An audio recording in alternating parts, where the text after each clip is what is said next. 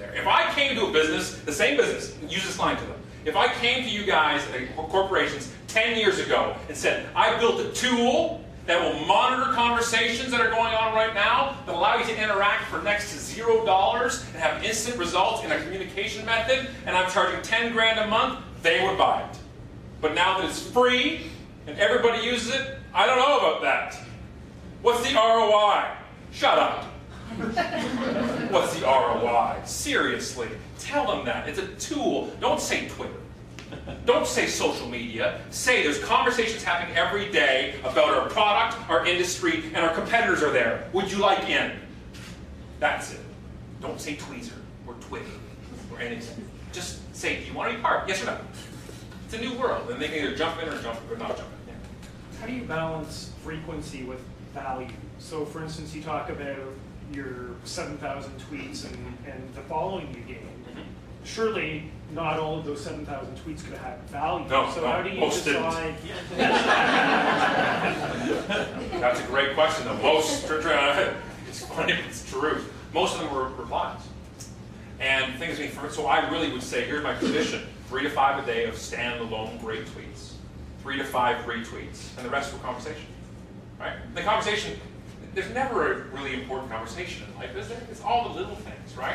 I got more followers in talking about Rob Bass and DJ Easy Rock, back from the 80s than I do anything else, because it's a non-threatening, and I mean non-threatening by non-sales, way to get to know somebody.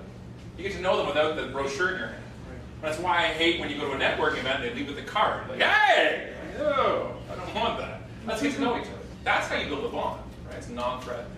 So for that, you don't have to be. There's too much pressure to say everyone's got to be solid. It's not 140 characters of gold. Just have a couple tweets that are great, and then let the rest just build. Because if you go to your Twitter page, all you see is retweets, or quotes, or links, you're not going to follow them, are you? Right? Unless it's CNN or something like that. You don't want to follow them. If you see a mix, I do a mix. I got retweets. I actually will look at my page. I'm not saying don't sell. We don't need to be a martyr, okay? No one needs to be a volunteer business owner. Okay? You don't have to be a martyr, but pace it. I've made revenue from it, but I look at my page, and if I've talked about something of mine on my page, I can see it in the last 30 tweets, I don't say it. I let space go. I try to schedule it better. So, yeah. We sort of have a lot of heated debates around the office related to Twitter, where the people who don't use it as much get a bit upset when they see the personality of people coming through. Yeah. On our sort of corporate Twitter. How do you respond to that? Because in my mind, it's very important to have personality. Of course.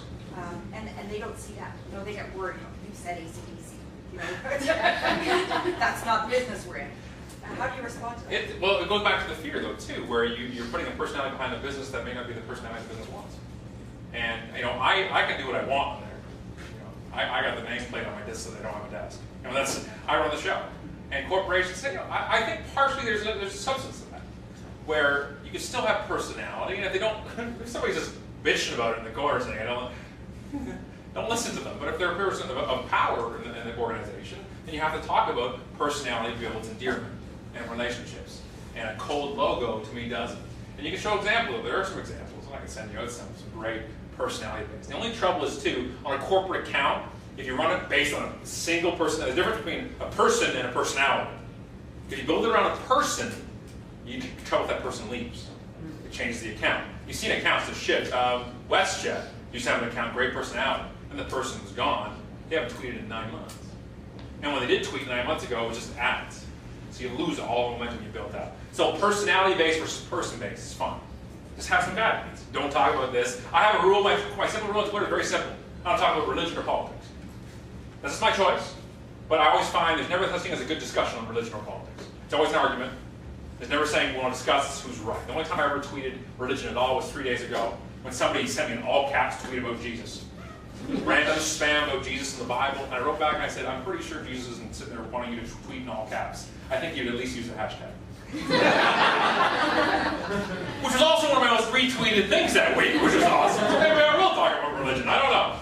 But so that was my guideline, so I made guidelines. I won't, I have a line that I'll go. I'm pretty open on there, but there is a line I'll go. I don't usually use my son's name on there. It's okay, I have some pictures and everything on it. It's very much part of my life. Some people don't want to do that. How personal do you get? And that's your own line. Really, that's where you're gonna go. So it's up to you.